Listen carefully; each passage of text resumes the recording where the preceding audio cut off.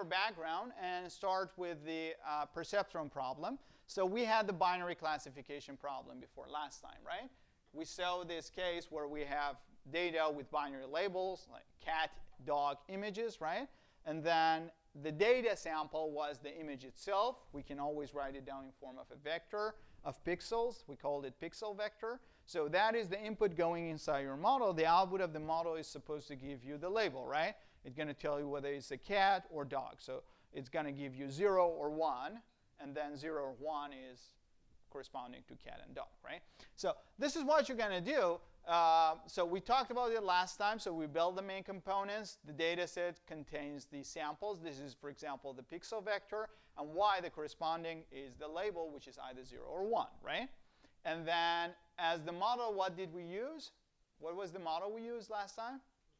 Perceptron, right? So we use the perceptron. So the perceptron is going to take your pixels, is going to multiply weights to it, potentially adding a bias. All of them, you're going to check the sign, right? When you computed everything at the output, you're going to check the sign. If the sign is positive, then you're going to label it as 1. If it is negative, then you're going to label it as 0, right? So that was the idea. This is the step function, which is basically checking the sign. So you do the linear transform. This is basically weights being multiplied with the pixels added to the bias. You check the sign. Non-negative 1, negative 0, right? And then as the loss function, what did we use? The loss function was error indicator, right? So we're going to look at the output of the model. So say y hat is the output of the perceptron. Y is the true label. If they are the same, if both of them are 1 or 0, sorry here, you're going to say 0, no error. If they are different, one of them is 1, the other one is 0, then you're going to say misclassification. There is one error, right? Clear? Yes? S is the step function, this guy. So it's going to be 0, exactly this font. Like treat everything here as 1z. If z is positive, it's 1. If it's negative, so it's going to be 0 and then steps to 1, right? Questions? No, it's not. We're going to talk about it, but it's not here. Yeah, because sigmoid is just smoothly going up, right? 0 or 1. Yeah. Questions? OK, cool. Now, first thing, I mean, we do have this first part, main component. We did it last time. Now, if we want to train this perceptron model, what should we do? Next step, we're going to compute the empirical risk, right? What does it mean? It means that I'm going to pass every single image inside my data set through my perceptron. I'll look at the label. I compare it to the true label, right? And if they are not the same, then I'm going to declare an error, right? So the thing that I'm going to do, I'm going to check the output of my model with the true label. And if they are not the same, I'm going to put 1 as error, right? Now, if that model is essentially this guy, right? This is the output of the perceptron, right? Now, the question here, if I do this sum, what's going to be the output of this sum? I go over every single sample that I have. I check the output, and I compare it to the true label, right? When I have error, I'm going to put 1. And then I add up all of those 1s. What is this sum then? Exactly. So it's going to be the number of times the perceptron has done misclassification, right? And then I'm going to divide it by I, which is essentially the error rate, right?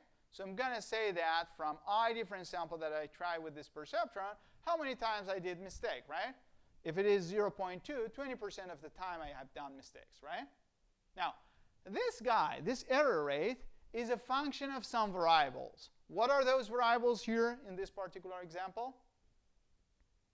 What can I change to change this error? Yeah, go ahead. Weights and the bias, right? So this guy is a function of weight and the bias, right? So I cannot change the data. Data is given to me. I cannot change the architecture of the model anymore because I have fixed it. Loss function is fixed. The only thing that is going to change here are the weights, right? If I change the weights and bias, I can increase or reduce this error, right? And my whole purpose is to just find the right choice of weight and bias so that this error is as small as possible. Everybody's cool? Great. So that is the task that I have. I want to train it, so that is the last step. And in training, I want to find this pair, which is actually minimizing this guy, right? So if I write it down in that form, it's going to be that optimization problem. And you might see that this is not a very conventional optimization problem, right? Because once you change weights and biases, those numbers are going to just jump from 0 and 1, right? Up and down. And then this is going to, it's not a simple problem, right?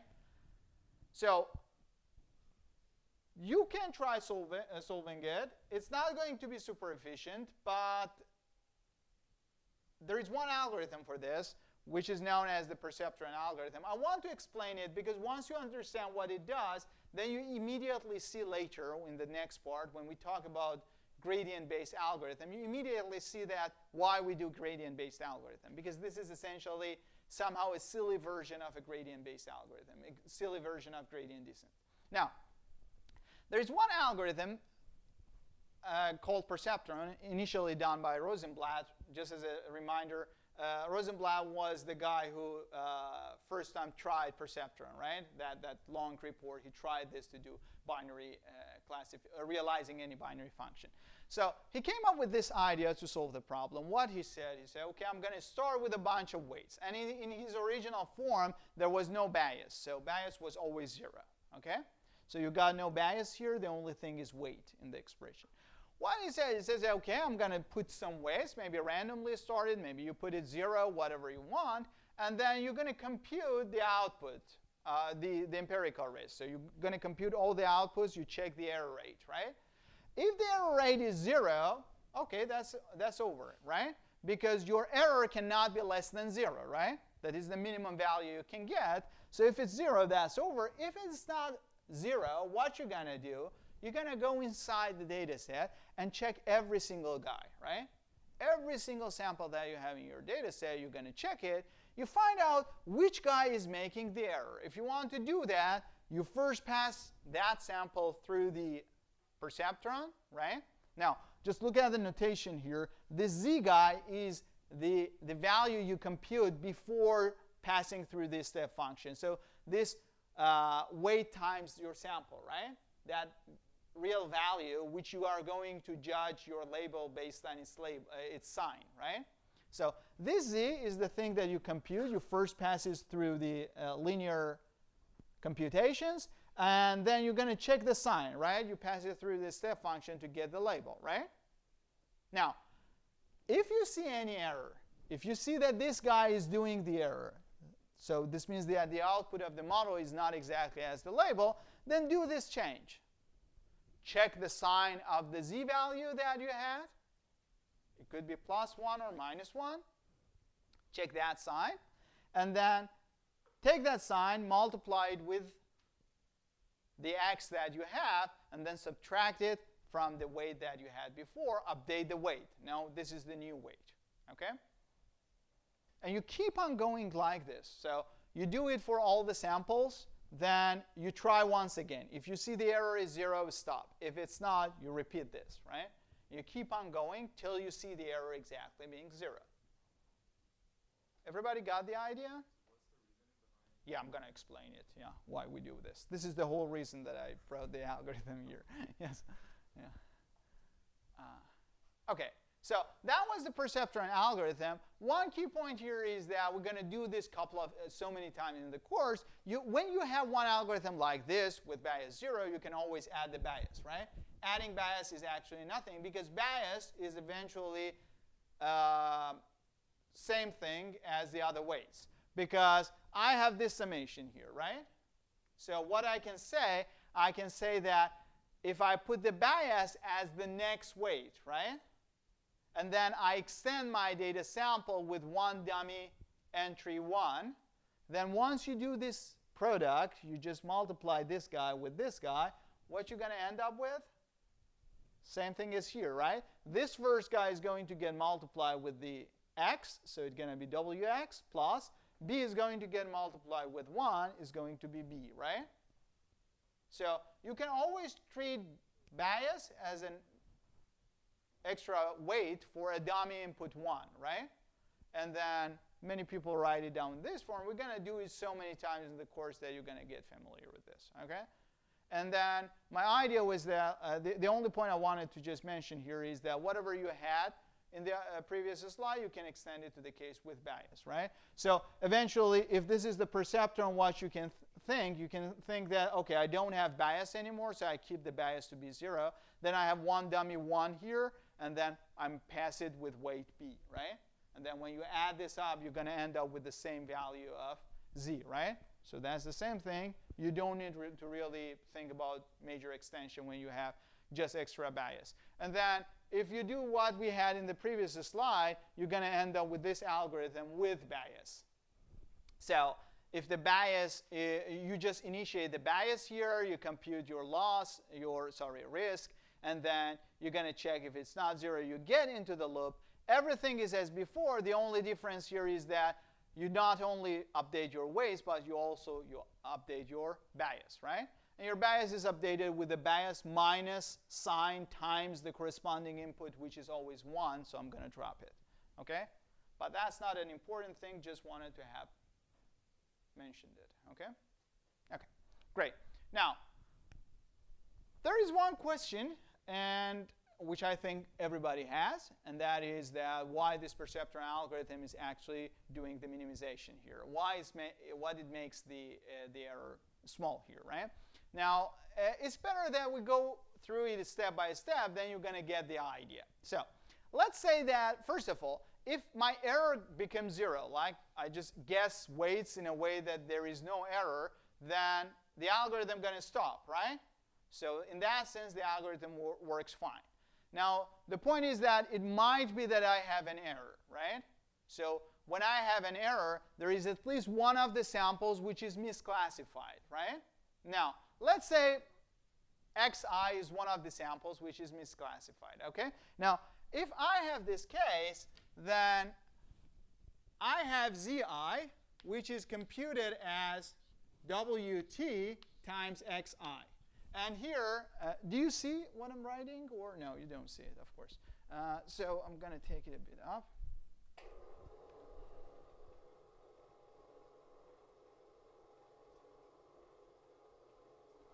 OK, so let me do it here first. And then I'm not thinking about the bias. So bias is 0 right now, like the original algorithm. And then I have zi, which is W transpose times xi, okay?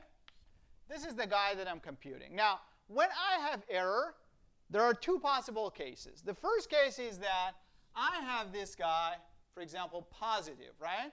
If zi is positive, say zi is more than 0 or equal by 0. So if it is positive or not negative, what's going to be the label that the model is going to give me? 1. So it's going to give me y hat I to be 1. Then if I have error, y should be 0. Yeah? So another case that could happen is that I have zi is smaller than 0. So it's negative now. Now, if it's negative, what's going to be y hat? It's going to be 0, right? What's going to be y?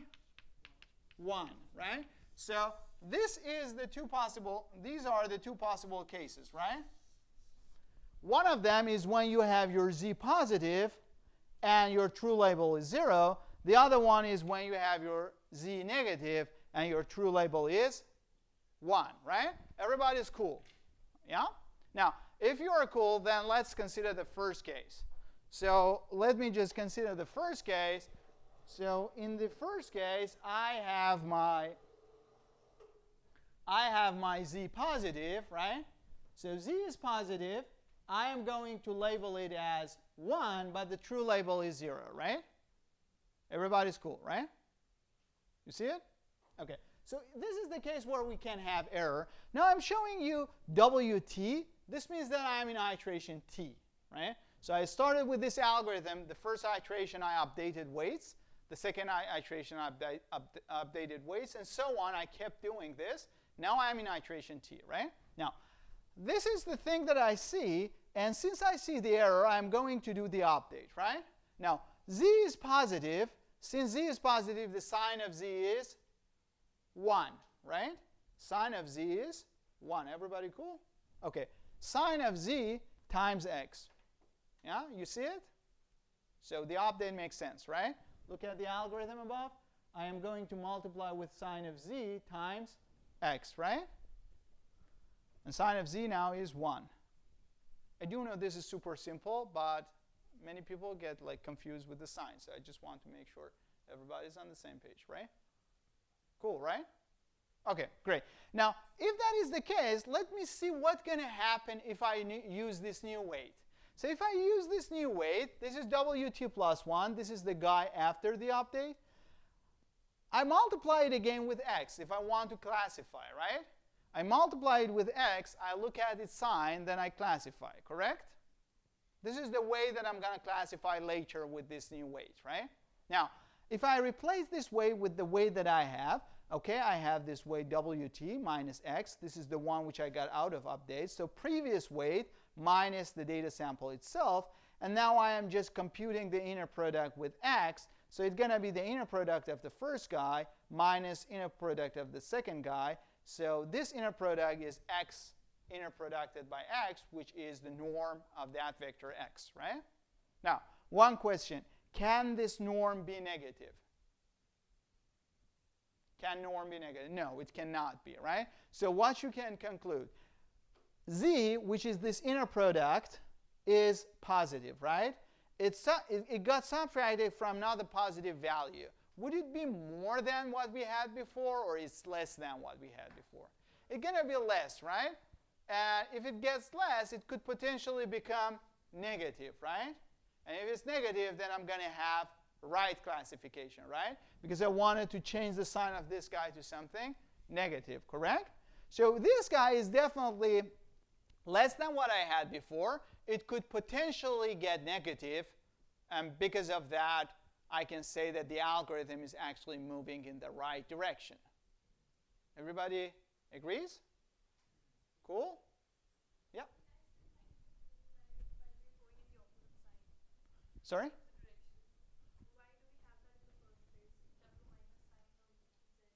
Sign of z? Yeah, because z is positive, right? So you classify it as 1, right? And the true label is 0. This means that z is positive. This means the inner product is positive, right? So if the inner product is positive, if you want to resolve this error, what you should do, you should make z negative, right? Correct? So you need to reduce it, right? And if you want to reduce it, you should subtract it from a positive number, right? Now, this algorithm is doing that. This is not the only way you can make it negative, but this is doing it, right? Definitely. Questions? So what we can say here, we can say that the algorithm is actually pushing the weight vector towards the right direction, right? It might be that you say, okay, I do this subtraction. It's not going to get negative yet. No problem. I mean, you do it next iteration, right? Again, there you're going to reduce a bit more. And you keep reducing till you get negative, right? Everybody's clear? Okay, so moral of the story, this is going, I mean, this approach, this subtraction of x times the sign of value z is going to move your weight towards the right direction. And the right direction is the direction that you want to make the sign of z negative in this case, right? So you can say the same thing exactly for the other case of the error. So you could say that, okay, I have z to be negative, right? And this z is negative, but the true label is 1. I obviously have an error, right? Because this guy is going to be labeled as 0. This is 1. Now, what do I want to do? I want to increase the value of z, right? I want to make it from negative positive, right? Now, if you do the same thing as before, so you would say the new weight going to be the previous weight times z, sign of z is negative. So it's going to be minus 1, right? Minus 1 times minus 1 is going to be plus 1, right? So it's going to be w minus 1x, which is w plus x, right? So you're going to add x to your weight, correct? And now you have this guy, you just write down this inner product again, right? When you write it down, it's going to end up the previous inner product plus norm of x. Norm of x is always positive, so you get your negative value, you add a positive value to it, it can potentially get positive. If not this iteration, it's going to get positive at some other iteration, right? So again, you could say this is increasing the value of z. This is the right direction that I want. It's pushing w towards the point which makes z positive, right? Everybody's clear?